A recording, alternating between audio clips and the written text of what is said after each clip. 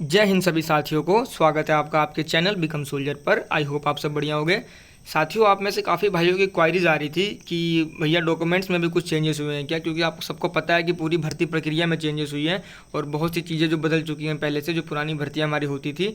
तो आज हम उसी के ऊपर बात करने वाले हैं, क्योंकि जो सेना ने नोटिफिकेशन जारी किया था आज ही के दिन, यानी कि सुबह को आया था नोटिफिकेशन, तो उसके अंदर इन्होंने डॉक्यूमेंट्स के भी कॉलम दे रखे हैं कि कौन कौन से डॉक्यूमेंट्स आपको किस किस तरीके से लेके आने हैं। तो आज हम उसी के ऊपर बात करने वाले हैं साथियों। तो जैसा कि आप देख सकते हो 16 नंबर पॉइंट जो है, ये 16 नंबर पॉइंट, इसके अंदर डॉक्यूमेंट्स की पूरी बातें बताई गई हैं कि कौन कौन से डॉक्यूमेंट्स इसमें लगेंगे। तो आज हम इसके ऊपर बात करने वाले हैं और जो छोटे मोटे चेंजेस हुए हैं वो भी देखेंगे। तो साथियों, अगर आप इस चैनल पर नए हो तो जल्दी से चैनल को सब्सक्राइब कर लो, क्योंकि आपको इस चैनल पर एकदम जेन्युइन इन्फॉर्मेशन मिलती है। अगर आपको भरोसा नहीं हो तो आप जाके हमारी पुरानी वीडियोज़ भी देख सकते हो, ठीक है।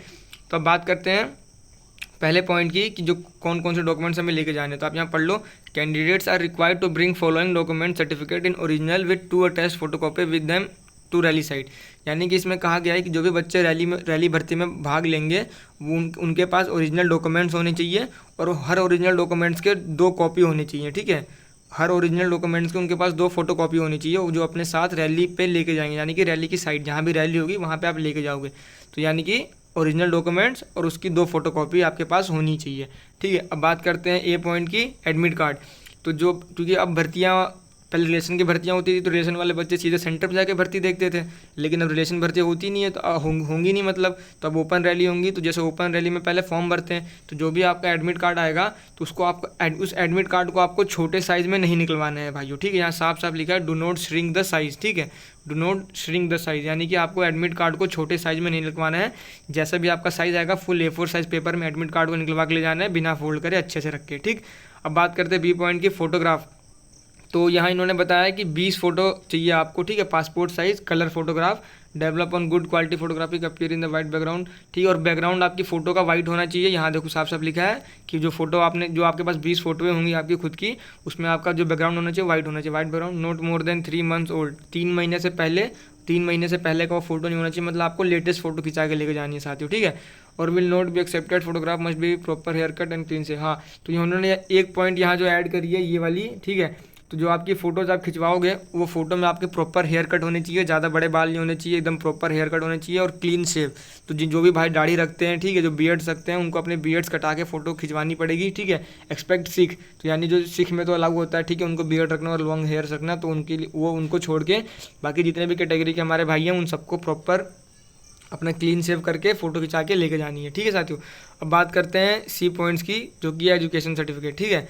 तो जो सी वाला है education certificate with marksheet all education qualification achieved by candidates, example matric, intermediate from recognised university, school, college, board university, ठीक है। तो आपको अपना 10th और 12th की मार्कशीट लेके जानी है एज पर ट्रेड। आप दोनों ही रख के, अगर आपने 12th करी है तो आप दोनों ही मार्कशीट लेके जाओ, आपको वहाँ कभी भी जरूरत पड़ सकती है, ठीक है। तो ये हो गया एजुकेशन सर्टिफिकेट की बात। उसके साथ साथ एजुकेशन सर्टिफिकेट में आपको क्या मांगा है, प्रोविजनल सर्टिफिकेट, ठीक है। Provisional certificate, online education certificate should be certified ink signed by the head education institute of concern board university.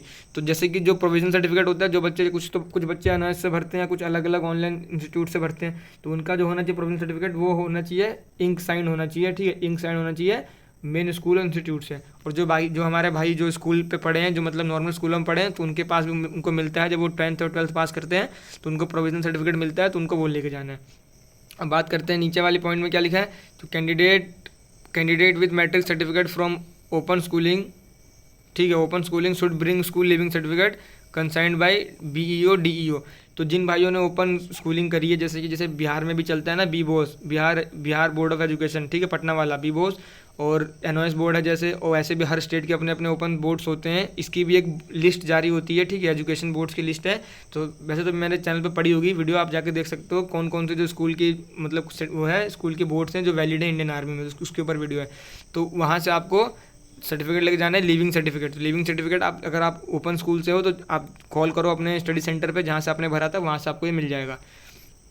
तो list of board education state government duty administration appendix है। हाँ, तो देखो इन्होंने वही लिखा है कि कौन अपेंडिक्स ए में लिस्ट उन्होंने कर रखा है कि कौन कौन से जो बोर्ड हैं वो वैलिड है इंडियन आर्मी में।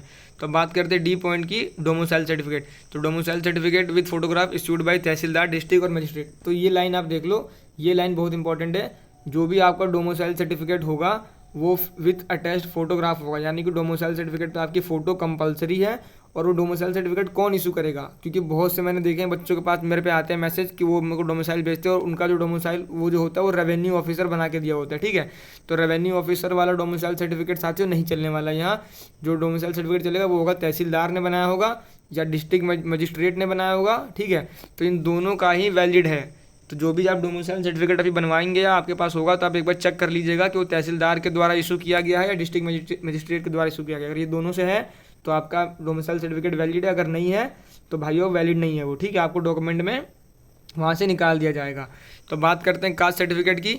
तो caste certificate apex with photograph of candidate issued by tehsildar district. इसमें भी सेम वही है कि कास्ट सर्टिफिकेट आप, और जनरल कैटेगरी वालों का कास्ट सर्टिफिकेट नहीं बनता तो आप इसके लिए एफिडेविट बनवा सकते हो या आप ट्राई कर सकते हो अगर आपके यहाँ बन रहा हो तो, क्योंकि कई जगहों मैंने देखा है कि जनरल कैटेगरी वालों के भी कास्ट सर्टिफिकेट बनते हैं। तो आप पता कर सकते हो अपने स्टेट में कि बनते हैं नहीं बनते। अगर नहीं बनते तो आप एक एफिडेविट बनवा लो।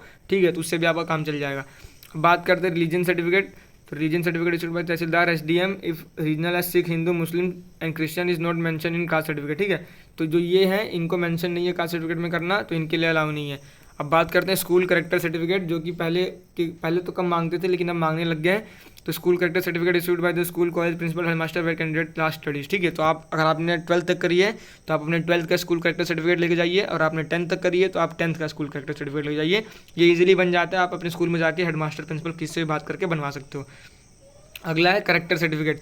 तो character certificate with photograph issued by village sarpanch municipal corporation with last 6 month, यानी कि 6 मंथ पुराना नहीं होना, मतलब 6 मंथ से ज़्यादा पुराना नहीं होना चाहिए आपका करेक्टर सर्टिफिकेट। आप इजीली अपने गांव के सरपंच के पास जाके बनवा सकते हो, म्यूनसिपल कॉर्पोरेशन के पास जाके बनवा सकते हो, और ये इजीली बन जाता है। इसके लिए कोई चार्जेस नहीं है, एकदम फ्री ऑफ कॉस्ट है। अगला है अनमैरिड। तो unmarried certificate for candidate less than 21 years of age with photograph issued by village sarpanch municipal corporation within last 6 month. तो अनमैरिड सर्टिफिकेट उन्हीं भाई का बनेगा जिन भाई की एज 21 साल से कम है। ठीक है, और ये कहाँ बनेगा, तो ये बनेगा आपके सरपंच के पास, म्यूनसिपल कॉर्पोरेशन के पास, वहाँ आप जाइए, वहाँ इजीली बन जाएगा। इसमें भी एक बात है, आपको अपनी फ़ोटो अटैच करवा के रखनी है अनमैरिड सर्टिफिकेट में, और आप करेक्टर सर्टिफिकेट में अपनी फ़ोटो अटैच करवा लीजिएगा। ठीक है, और ये भी 6 महीने से ज़्यादा पुराना नहीं होना चाहिए।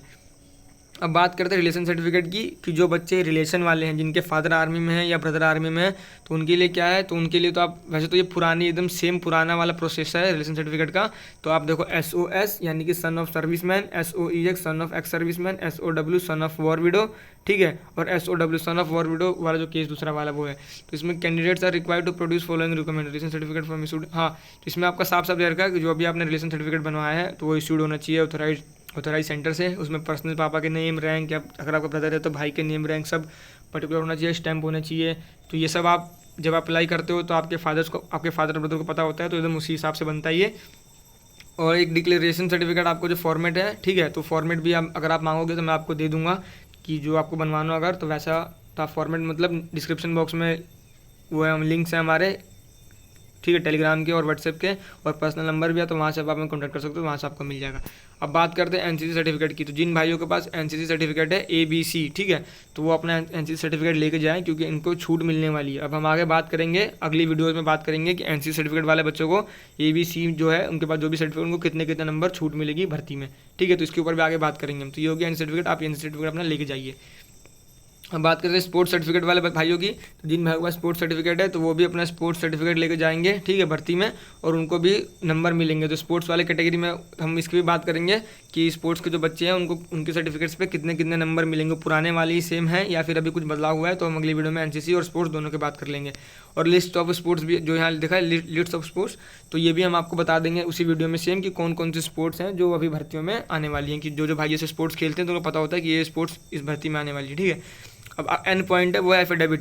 तो duly assigned by candidate ₹10 non judicial stamp paper. तो जो भी आपको एफिडेविट बनवाना है 10 रुपये के स्टैम्प पेपर पे, as per specimen duly attached notary will be submitted by candidate the rally site without fail. ठीक है, फॉर्मेट ऑफ एफिडेविट, हाँ, तो format of affidavit appendix D में है, ये भी आपको मिल जाएगा। अगर आपके पास, ये तो पुराना वाला ही है, तो अगर आपके पास ये बना है तो फिर बहुत बढ़िया है। अगर आपके पास ये बना नहीं है तो अगर आपको ये फॉर्मेट चाहिए हो तो आप नीचे डिस्क्रिप्शन में जाइए, वहाँ से क्या कहते हैं टेलीग्राम का लिंक है और व्हाट्सएप के लिंक से और नंबर है, आप वहाँ से हमें कांटेक्ट करिए, आपको हम भेज देंगे फ्री ऑफ कॉस्ट। ठीक है, आगे बात करते हैं सर्टिफिकेट्स ऑफ बोनस मार्क। तो जो भी आपको मतलब जैसे NCC सर्टिफिकेट्स के नंबर मिलते हैं, आपको पता होगा, ठीक है। अगर जो भाई क्लर्क की भर्ती देखते हैं उनके पास O लेवल अगर है तो उनको नंबर मिलते हैं, जो भाई रिलेशन सर्टिफिकेट इनके पास है उनको नंबर मिलते हैं, तो वो सब आपको एकदम प्रॉपर वे में लेके जाने हैं, ओरिजिनल सर्टिफिकेट्स लेके जाने हैं, उसी बेस पे आपको नंबर मिलेंगे जो कि आपके रिटर्न तक जब आप पहुँचोगे तो आपको वहीं पर आपको रिलैक्सेशन मिलेगी। अब बात करते हैं पी पॉइंट की। तो आपके पास एक सिंगल बैंक अकाउंट होना चाहिए, ठीक, खुद का अपना सिंगल बैंक अकाउंट, उसका पासबुक होना चाहिए, आपके पास पैन कार्ड होना चाहिए कंपलसरी, आपके पास आधार कार्ड होना चाहिए कंपलसरी।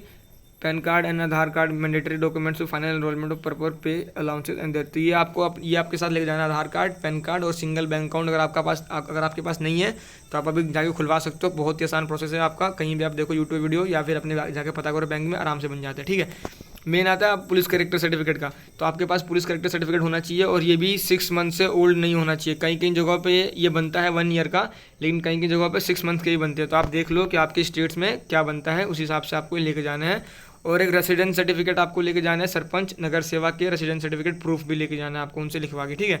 तो साथियों ये थे कुछ डॉक्यूमेंट्स जो इन्होंने नोटिफिकेशन में दिए थे हमें पता करने के लिए। अगर आपको, वैसे तो मैंने आपको सब बता दिया डिटेल में एक्सप्लेन करके, कोई डाउट नहीं होना चाहिए। अगर आपको फिर भी कोई डाउट है तो आप नीचे कमेंट में कमेंट कर दो या हमसे कांटेक्ट कर लो। जो भी पॉइंट में आपको डाउट है तो आपको हम क्लियर कर देंगे। तो अगली वीडियो में बात करेंगे एनसीसी के बच्चों के लिए और स्पोर्ट्स वाले बच्चों के लिए कि एनसीसी वालों को कितनी कितनी छूट मिलेगी, स्पोर्ट्स वाले बच्चों के लिए कौन कौन सी स्पोर्ट्स है और उनको स्पोर्ट्स में क्या क्या छूटें मिलेंगी, ठीक है। तो हम बात करेंगे अगली वीडियो में। तो मिलते हैं फिर नेक्स्ट वीडियो में। जय हिंद, जय भारत।